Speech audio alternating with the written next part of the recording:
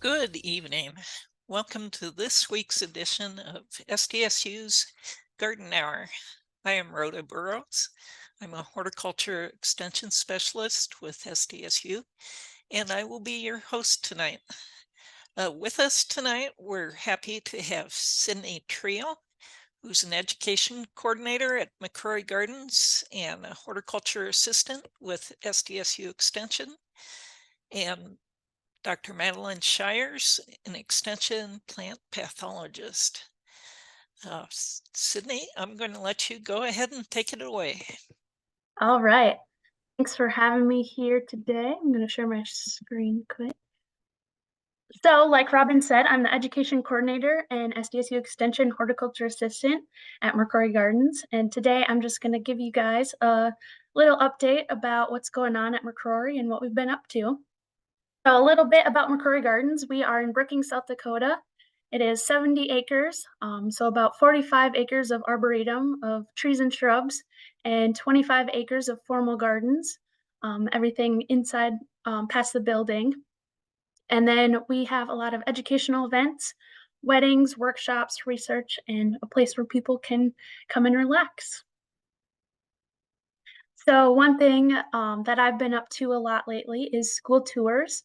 We actually just had our last one today from a Minnesota school, RTR, and we had over 431 students visit from the very end of April throughout today. So yeah, it's awesome to see so many kids, and they got to visit McCrory along with other spots on campus like the Egg Museum, Art Museum, and yeah, it's pretty cool. So a little update on the cottage. If you haven't been here within the last year, it'll look a little different than this picture now. So it did get remodeled thanks to a donor, and it does look a little different. And then with the willows, so this is an old picture, and that's a willow right there. And then this is another part with a willow. So those will be getting taken down pretty soon. They are estimated to be about 50 years old, and they just reached the end of their age and are starting to die. You can kind of see the tops a little bit. So those are going to be coming down soon.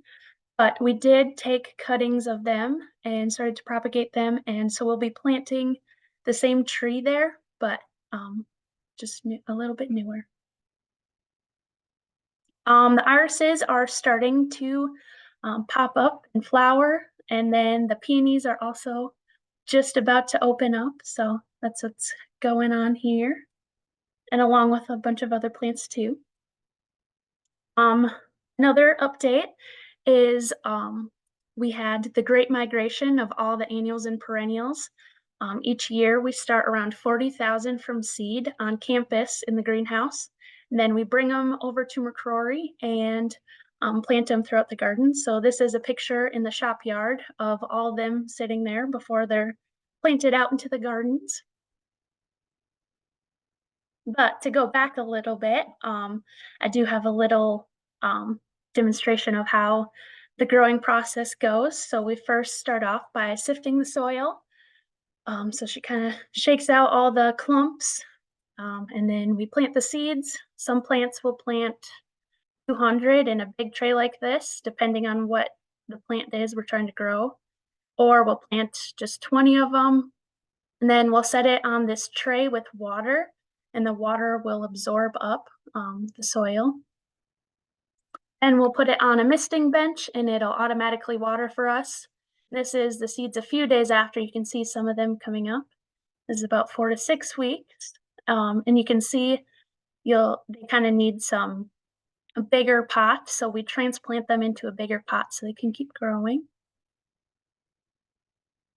And then this is Hannah, our crew leader. She's watering all the plants. But with that, there's a little pump right there where they fertilize the plants with the nutrients they need. And then here's a picture of some happy plants in the greenhouse. So I have a little video. This is a few years old, but it kind of shows the process of going on campus and then bringing them back to McCrory and putting them into the ground.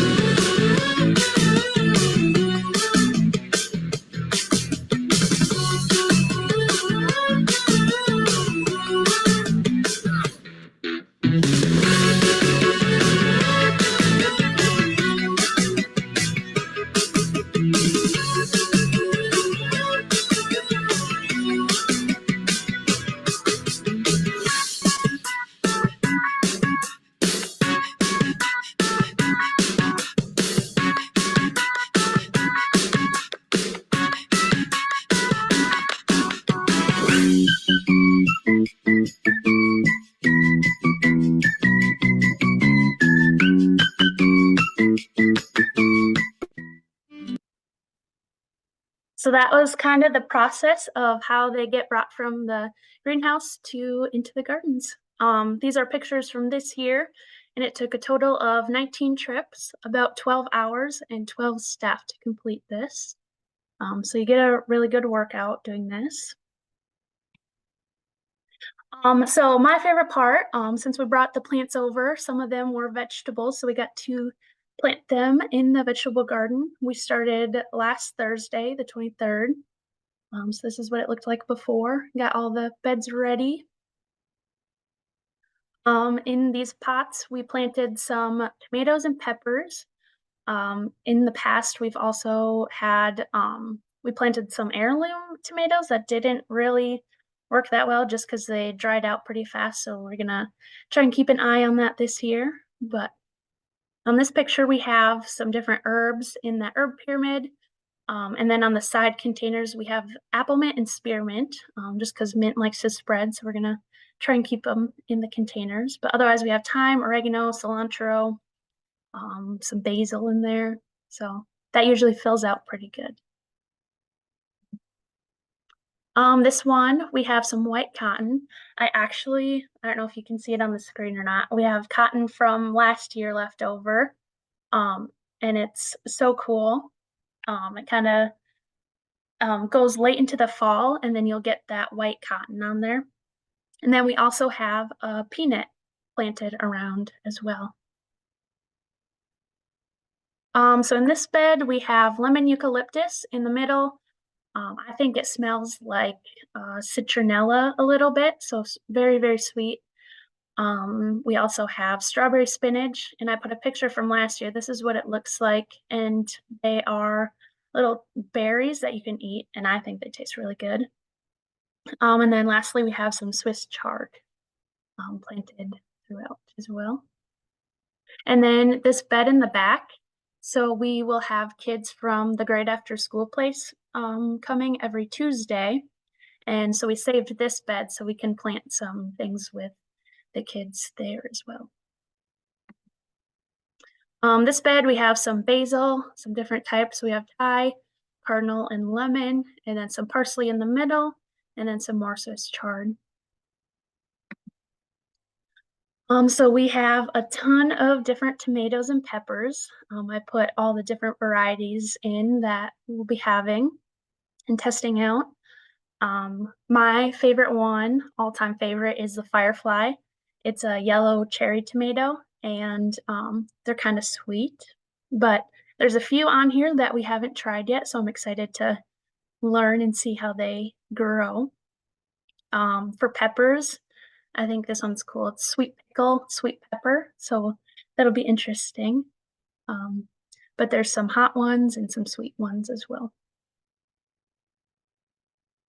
Oh, and with the grass, so we took some grass clippings from the Arboretum and let it dry a bit, and then we use it as a type of a mulch. So then it will kind of help keep out the weeds, but also hold in the moisture. So in this bed, we have some loofah growing up, starting on this vine. This is what the loofah will look like after. It's like a type of sponge. And then we have some strawberries growing right there. Here we direct sowed some carrots and beets. So here's some different varieties that we used, some purple carrots, and then, yeah, so gonna see how those work. And then we have some asparagus back here as well, and then some rhubarb. So in this bed, we planted some potatoes. And then this one, we planted some edamame seeds, and then some safflower and lettuce. And then this bed over here is chamomile, and then on the vine, we're gonna be doing a sweet pea. And then this is strawberries and loofah again. One we'll be having cucamelons on here. This one's pretty cool. It's like a mini cucumber and a lemon, or a cucumber and a watermelon. So it looks like a mini watermelon, but tastes like a cucumber. And then we had some chives from last year that are still there, and then some more lemon eucalyptus throughout. And then this one, we have some cucumbers growing along there on the slanted trellis, and then some eggplant on the corners and a tomatillo in the middle. And then birdhouse gourds will grow up on this vine. So this one, we have the brassicas on this side, so kohlrabi, kale, Chinese broccoli, and cabbage. And then this side, we have some melons and watermelons and nasturtiums. So it'll kind of all vine along that side. When I came into work this morning, I went to go check on them, and the rabbits apparently got hungry over the weekend.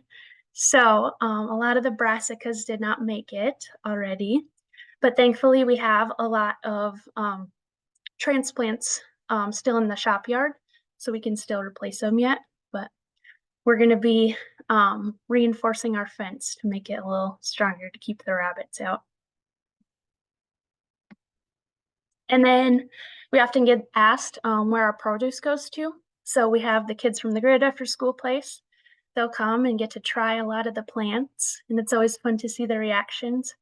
And then we'll also take a bunch of the produce over to the Brookings United Way for the Brookings Backpack Project. So some more kids get to eat the produce as well. And then here's some of my contact information. So if you ever have any questions or want to come visit, here's some of my contact information. Thanks, Sydney. We have one question. Where did you get the cotton seeds from? And do you Cotton. think they would grow in the Black Hills? Ooh, I am not 100% sure where we actually got the cotton seed from. If it would grow in the Black Hills, maybe. Have you ever tried growing cotton? I have not. That would be an interesting to find out, to see if it grows out there. But I would presume it's kind of a long season crop. Is that correct? yes, yep, it goes late into the fall. So maybe they'd have to have a row cover over it to help it mature Yeah. in time.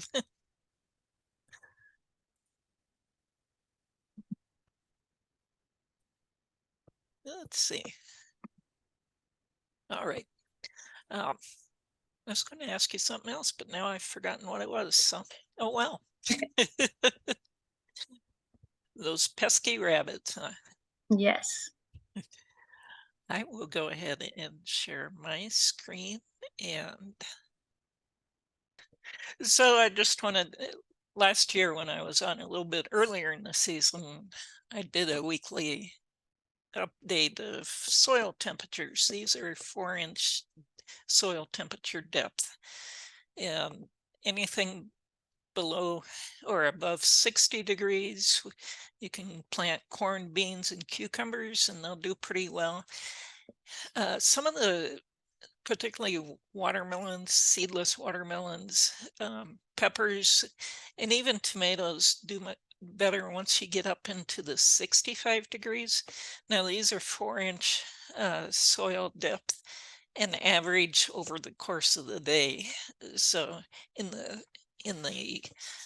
early morning, these temperatures might be going into the upper 50s. Some of you up here in the northwest part of the state. So you're a little iffy, but you're probably okay. to go ahead and transplant everything out at this point, as long as the weather looks good. Uh, if you can, it's often helpful to do that initial transplant on a cloudy day. Sometimes we don't have that option, but I want to talk a little bit today about day neutral strawberries, um, because it's more and more people are growing these as an annual. Uh, Even in your home garden, they've been grown as annuals for quite some time in the commercial uh, standpoint, but you might want to try these just as an annual crop in your backyard.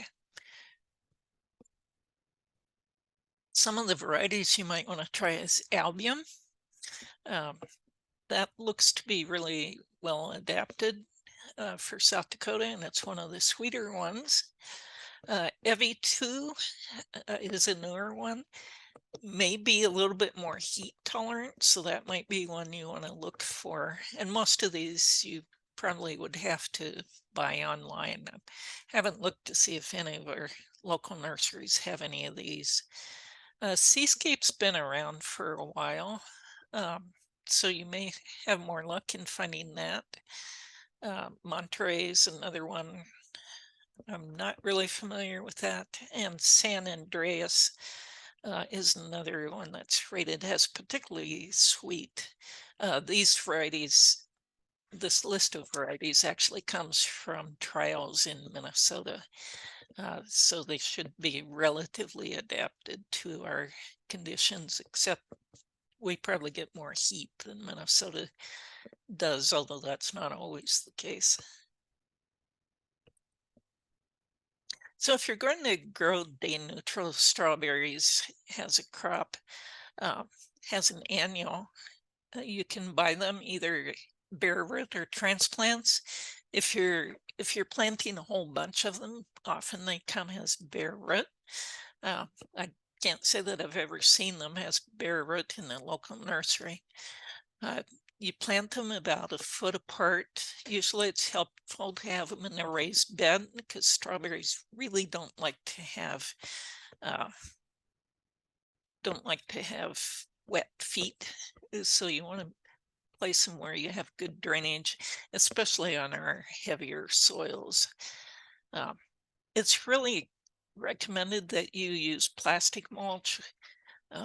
They seem to perform best on that, or secondarily a straw mulch, but definitely have a mulch between the soil and the strawberries. They will stay cleaner, you'll have less insect problems and so forth. Now, day neutral strawberries and Juneberry, for that matter too, grow best between 45 degrees and 85 degrees. So once we get into those higher summer temperatures, when it gets up in the 90, 95, basically they just quit forming flowers. And so after a while, the production will peter out. Then when it starts cooling off, like maybe late August or so, they'll start forming flowers again. And so you'll have more production later in the year. So you may go a period without much production. The other thing you can try is maybe shade them with like a 30% shade cloth, or give them, if you can figure out a way to give them some shade between like 1 o'clock and 4 o'clock in the afternoon during that really hot time. The other thing some people will do is put on a sprinkler during the hottest hours of the day.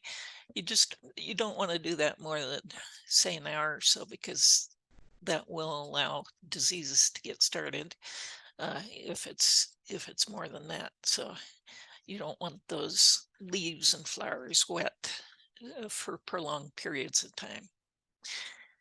Now, those of you who are master gardeners may recall that I've always said to remove the flowers while the plants are establishing. So these are baby plants. Uh, and you want to wait till it has 4 to 6 leaves on that plant uh, before allowing those flowers to form fruit. I was just looking at a research today, and this was out of California, um, but they really didn't find much effect from removing those flowers in terms of establishment. You do get a little bigger plants if you take those flowers off. So if you think you're in a place where they might have a little bit of tough time getting going, go ahead and remove them. If you're in sort of an ideal planting situation, um, it may be up to you how you feel about that. But one thing you do want to do is make sure that you remove the runners, uh, especially with this 1 year type of situation, because the runners are just wasting the plant's energy. And if you remove those runners, they'll continue to put more energy into the leaf and flower and fruit growth. Uh, One thing with day neutral strawberries, and Juneberry, but particularly with day neutral, because you're trying to baby them to get fruit all year, all season, is to be really consistent with watering. These are not drought tolerant plants by any means, um, and they're not salt tolerant at all. So if you have a soil that you think may have a little bit of salt buildup, one thing to do to make sure that you're doing is to keep the soil moist, not wet, but moist. And with day neutral strawberries, we kind of spoon feed it a little bit all summer long. With June bearing plants, we're more likely to recommend feeding right after it quits blooming, or quits fruiting, along about July when you're renovating the patch. Then you give a lot of fertilizer to help the plant reestablish. But with day neutral strawberries, we want to be consistent with watering and fertilizing throughout that time. Um, I should also mention with the day neutral strawberries, some people are doing creative things like growing them in a gutter system, where you take rain gutters and uh, suspend them from a couple posts. And but if you do that, you again have to make sure that they don't dry out, but that can work pretty well. Cindy, you mentioned red beets, and I'm going to talk a little bit about that. uh, do you want to plant these in the next week or so, or wait until late July? And one of the reasons for that is in the next slide, so I'm going to let you wait. Uh, you can cook, you can cook thin beets and tops together. Beet seed, if you've seen it, unless you have specially pelleted varieties, uh, it's a sort of a clump of seeds. So when you plant it, 4 or 5, 6 little plants may result from that one seed. So if you want to get roots from it, you need to go in and thin out the extra plants to about an inch to 2 inches apart. And those thinnings then are what you can just cook up the whole plant and eat them. Has beet tops, or Cindy mentioned Swiss chard. You can use beet tops like Swiss chard. And I don't know why it wants to do that to me, but we keep wanting to review strawberries, I guess. You want to harvest when the roots are about golf ball size. When you start getting them bigger, they start to get more tough. So smaller is better with a lot of our vegetables.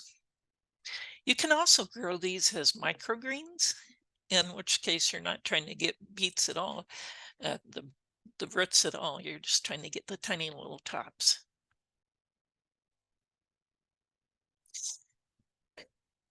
Red beets actually have a lot of potential health effects. Um, and I've got a list here of some of them that have been covered in numerous publications.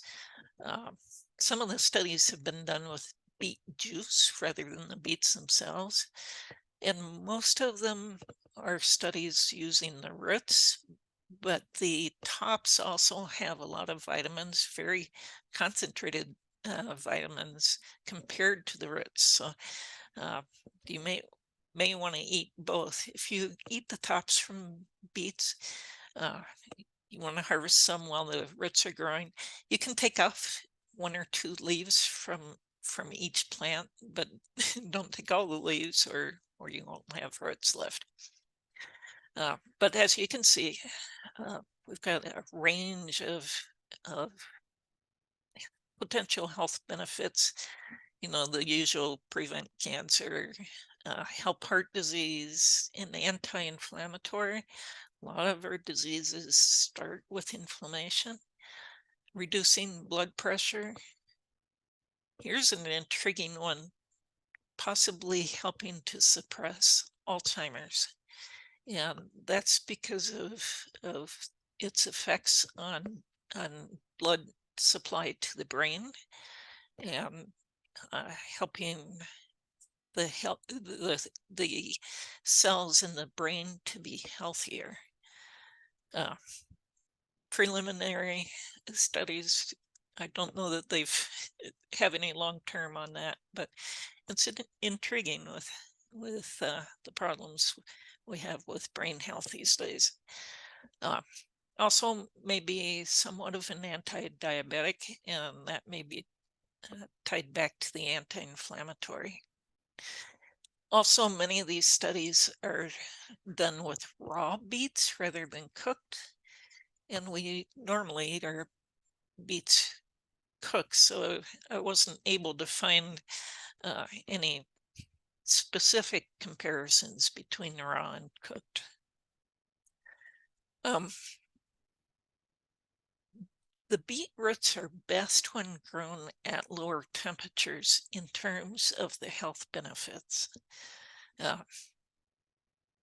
there's more of the particular compounds that are active in these health effects. And that's why I said you can plant them for next week or two, but then wait until uh, late July or so, so they are developing during lower temperatures. It's been found in several studies, at least, that the organic beets tend to have more of the bioactive compounds. And probably that's because with our organic situations, we have a lot more microorganisms that are communicating back and forth with the plant, and that tends to create more of those phytoactive compounds. The one thing I should mention, though, is you do not want to eat beets if you are prone to kidney stones, because they do have some compounds that can be problematic for that. So just a forewarning on that.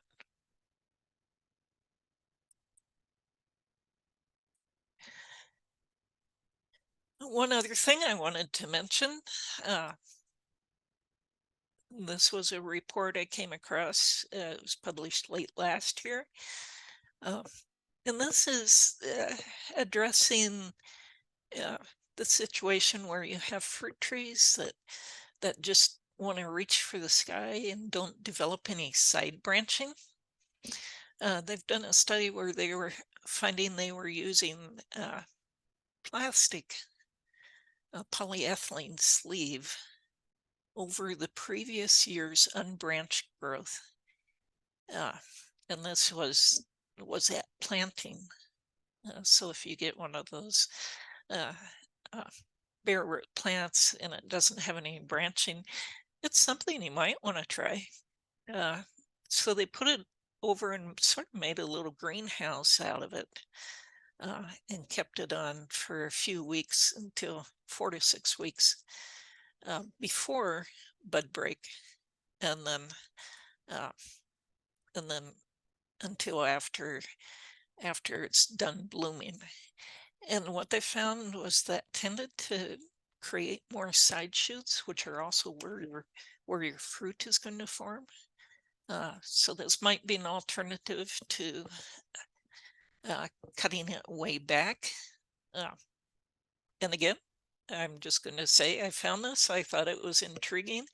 So if any of you want to try it, you're welcome to do so, and let me know how it goes.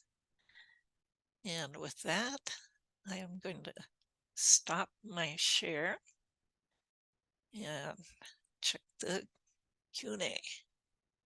Oh, what does day neutral mean? With strawberries, we have two types, two basic types. One of them, are June bearing, forms its flowers late in the summer, medium to late in the summer of the previous season. Those blossoms overwinter and then they produce flowers in about June. And right now in my garden, the June bearing strawberries are all blooming. So that's what happens with June bearing. With day neutral, and with June bearing, they're forming under the long days of summer. That's what helps them to know how to form the flowers. With the day neutral, it doesn't matter whether the days are long or short. The flowers are forming throughout the summer, and so that's why they say day neutral, because they're forming throughout the summer, and will keep forming as long as the temperature is not too hot or too cold. Hi, everyone. I am going to forewarn you that if you have heard me talk on Garden Hour previously, some of these slides may look familiar because many of our diseases are similar each year. So anyways, my name is Madalyn Shires. I'm an assistant professor and our SDSU Extension Plant Pathology Specialist. And I also wear the additional hat of serving as the director of the SDSU Plant Diagnostic Clinic. So tonight I'm just going to talk through some diseases to be looking out for. And hopefully whenever I talk in late June, we will have started getting some interesting things into the clinic and I'll have some new slides for you. So I'm going to start with some rose diseases. I talked a little bit on these back in the rose mini-series if you attended that. But I'm going to focus mostly on viral diseases and fungal diseases.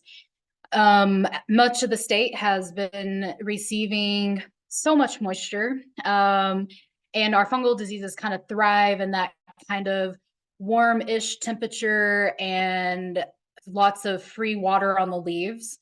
So it's really important to be kind of looking at your plants and making sure you're not seeing any fungal growth.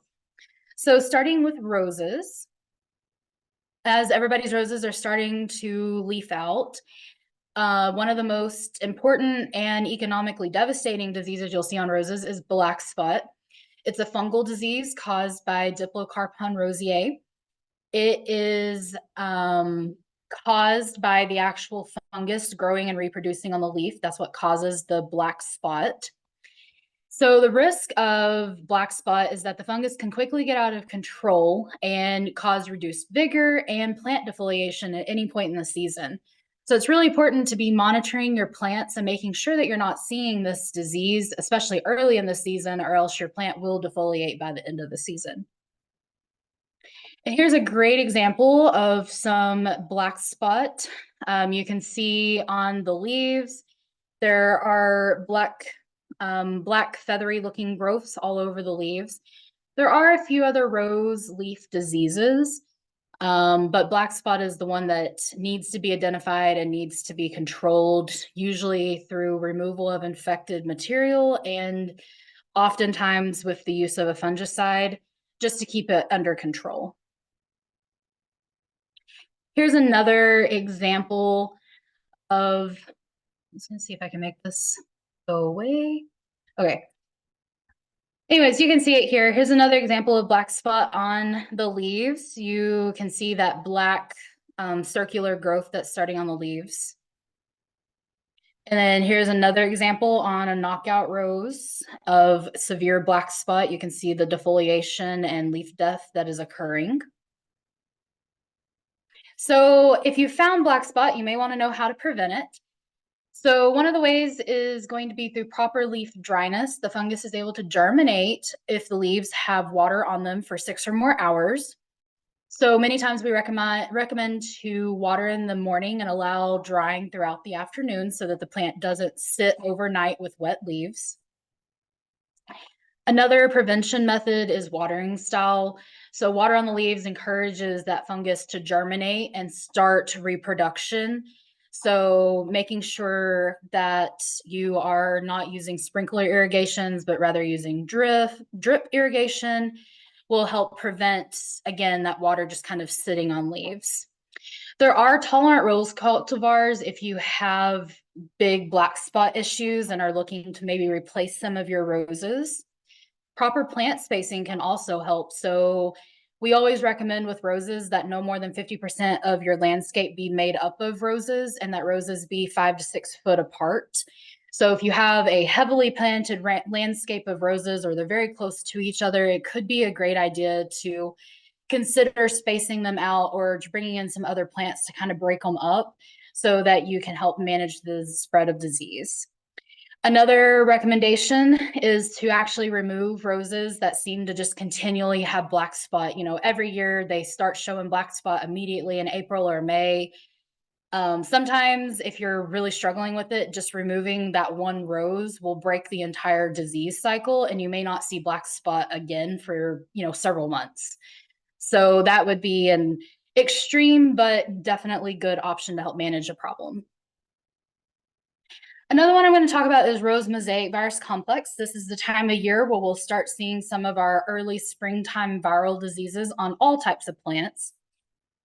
Rose mosaic virus, as the name suggests, it is a viral disease and it's caused by a combination of 1, 2, or 3 different viruses that all cause mosaic symptoms. What's going to make those symptoms express is these cooler temperatures that we're having, as well as propagating off of that rose. The symptoms, the mosaic symptoms, which you'll see on the next slide, they show up more in cooler weather. But as we get into the heat of the summer, the virus stops producing and we see the symptoms go away. So the plant's not cured of the virus, but the virus is dormant in the plant until temperatures cool down. All varieties of roses are susceptible on some level to rose mosaic virus complex. So here's a great example. There was apple mosaic virus and I believe prune dwarf virus in this plant. So you can see the mottling that's occurring on the leaves, the spots that are kind of occurring. This is a pretty extreme example of rose mosaic virus, but definitely one that looks pretty interesting. Here's another one. This was just apple mosaic virus on a rose. Here's another one, and you can actually see kind of in the center of the screen is what we call an oak leaf pattern. And some of our different viruses make this oak leaf pattern, and so they actually change the shape of the leaves. Ways to manage rose mosaic virus. If you don't know, whenever plants have viruses, they can't run a fever and sweat them out. So many times we end up having to remove heavily symptomatic plants to help manage viral spread. Making sure you buy plants from a reputable source is very important to try to make sure they're not coming into your garden with a virus already. No roses are completely tolerant or resistant, so just monitoring your garden, see if you see those symptoms. If you do see those symptoms, know which rose is showing it and monitor it to see if it's increasing. Many times the viruses are not actually damaging to the plant, but they do detract from plant attractiveness. If roses have been infected for 10 to 15 years with rose mosaic virus, you might start to see a decline and a reduction in the amount of blooms. But generally, the viruses aren't super damaging to the plant. Another one I'm just going to mention, and if y'all have heard me talk, you know that rose rosette virus is what I did my PhD on.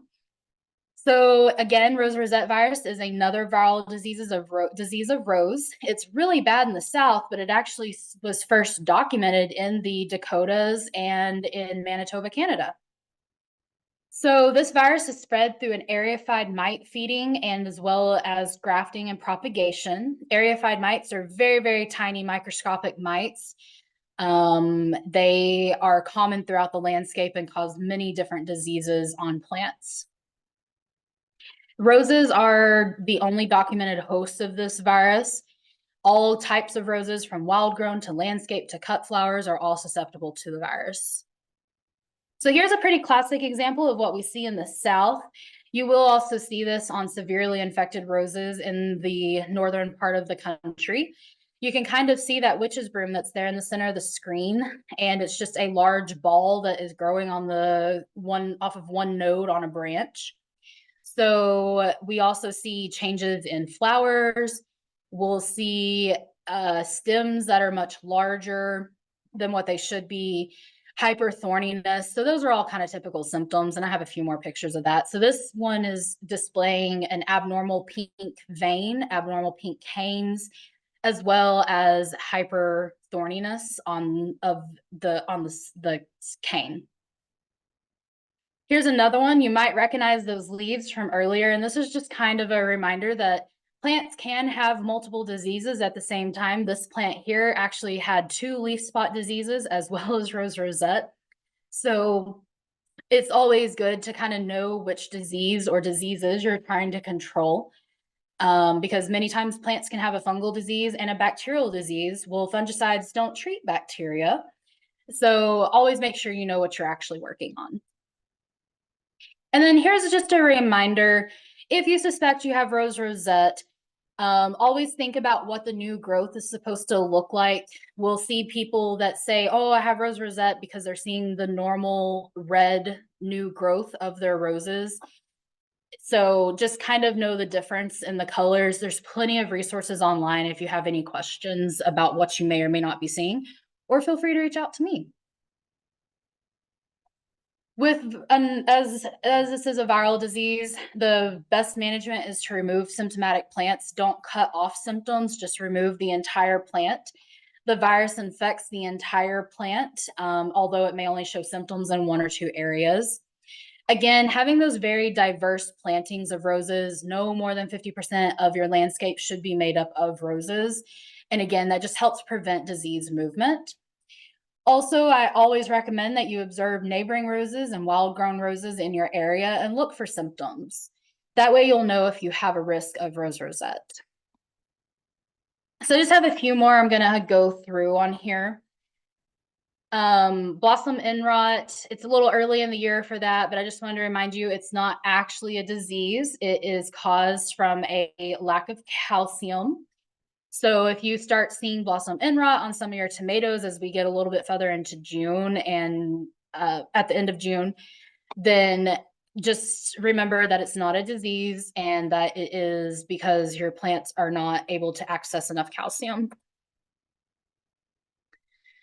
Again, here's some preventative strategies for blossom end rot. So watering in proper amounts, not too little, not too much, because what prevents the plant from taking up enough calcium.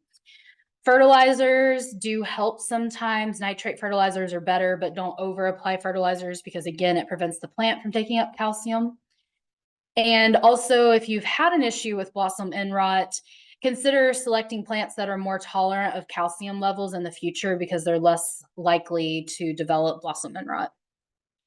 Powdery mildew. This is one that everyone kind of needs to be on a lookout for. Again, I said earlier, our weather has been very conducive for fungal diseases. Powdery mildew is a fungal pathogen that grows white mycelia on leaf surfaces. So if you have some peas or some ornamental plants that the leaves have suddenly turned white, it's very likely due to powdery mildew. It can occur at any point in time in the growing season, but especially in that warm-ish weather that we've been having where our days are getting to 70 or 80 with some high humidity, that will really encourage the growth of powdery mildew.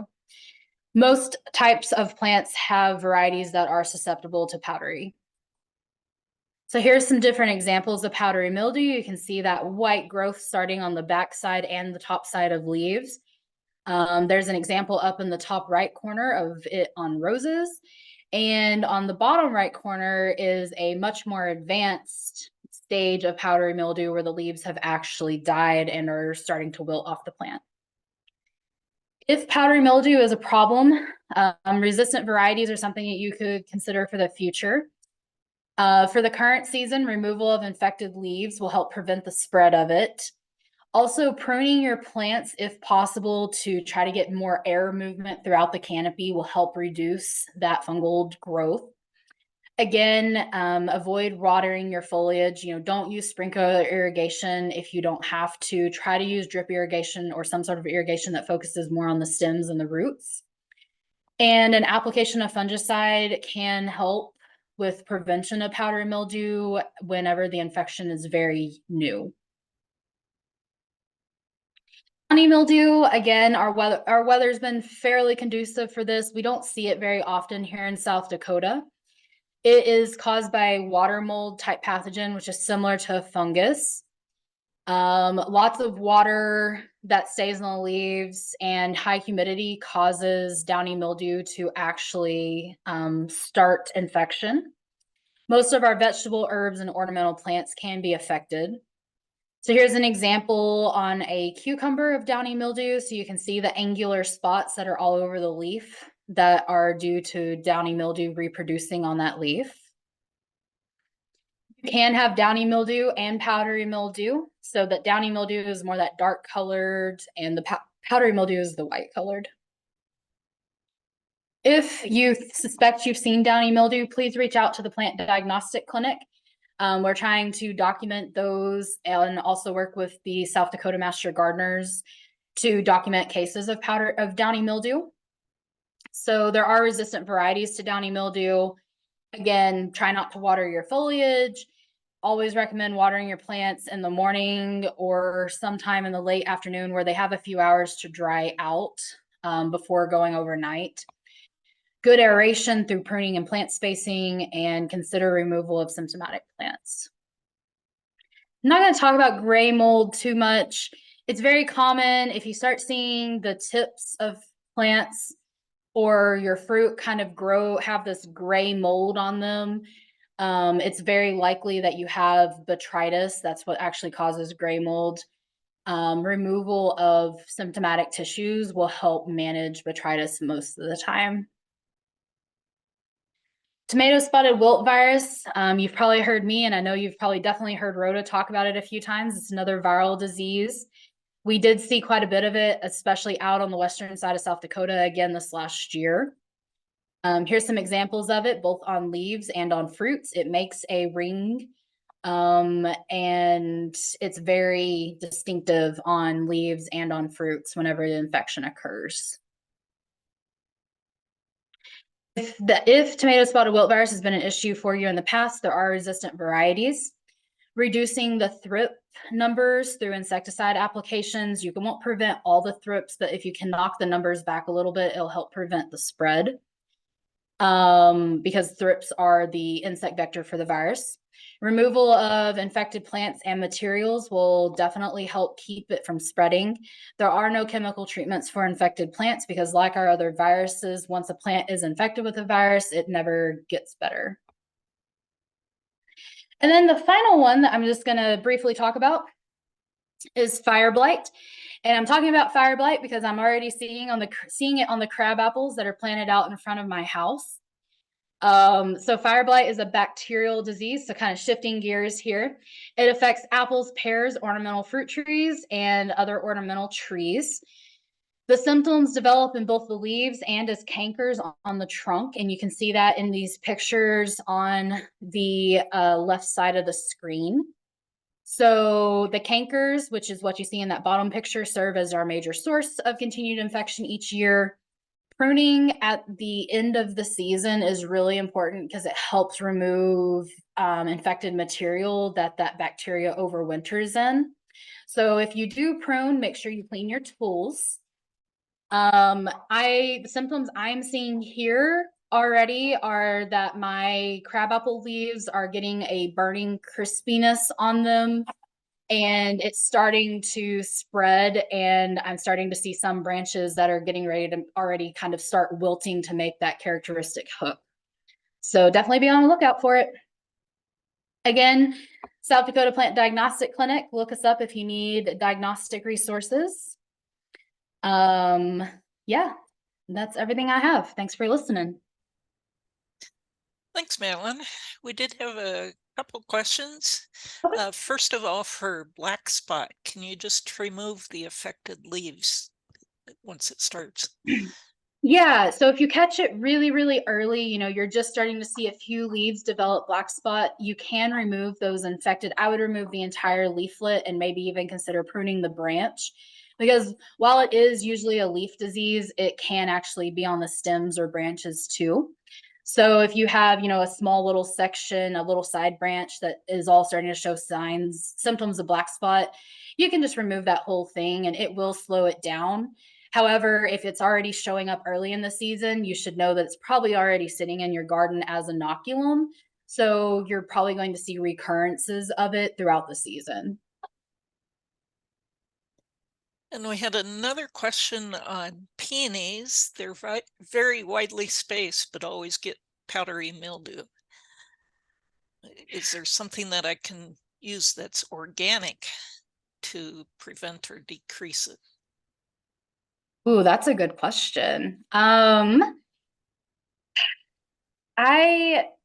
know that there's been some recommendations occasionally to maybe use like horticultural oils or something like that. Rhoda, you might know better than me, honestly, on what might actually help those peonies. I've never thought about it.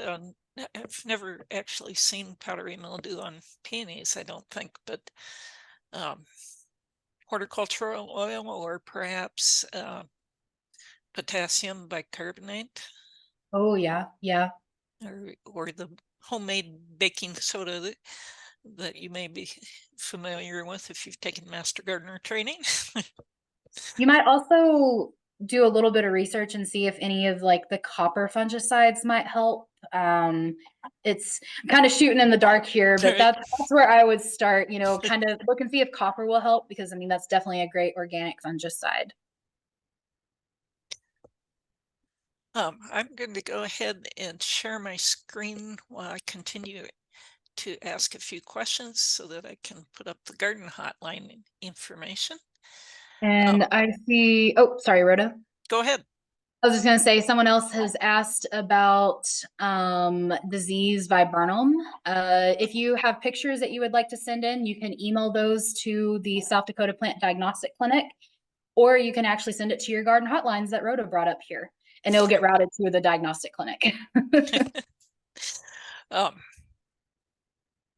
there any resistance to the various rose viruses? I think they've done some work on it, and I believe there's some roses that are a little more tolerant than others, but there's nothing out there with complete resistance that I've seen.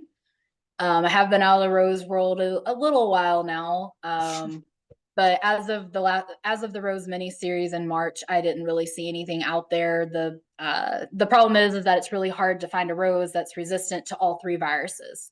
You might be able to find one, but it's really hard to get all three. All right.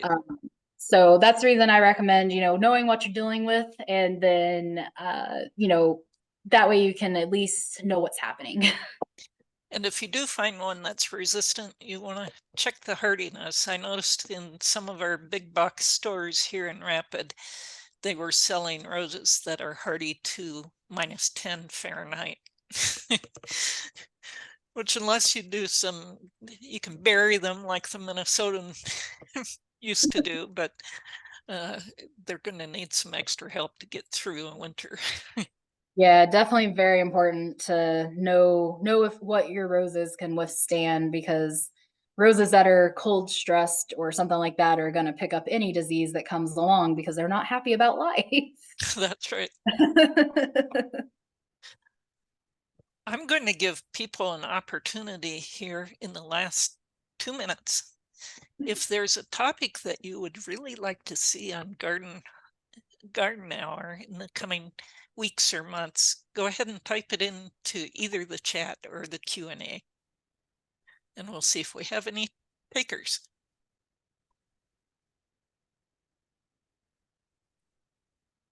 And Debbie says she'll send some photos of the powdery mildew peonies, so we appreciate that. I always like getting photos, as long as they're in focus, because then Well, I have things to insert into talks. we grow a lot of peonies here. I did not realize that as someone from the South. So it's Right. always good to know what diseases they're getting. It's kind of a garden standby. Usually they're pretty trouble free, but every once in a while.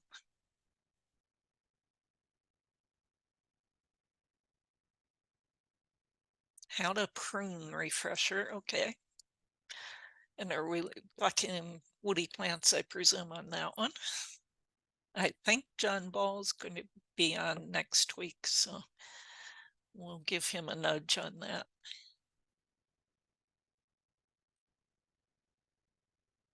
Well, if something occurs to you during the week, you can always companion planting. You can always shoot one of us an email too, and we'll see what we can do.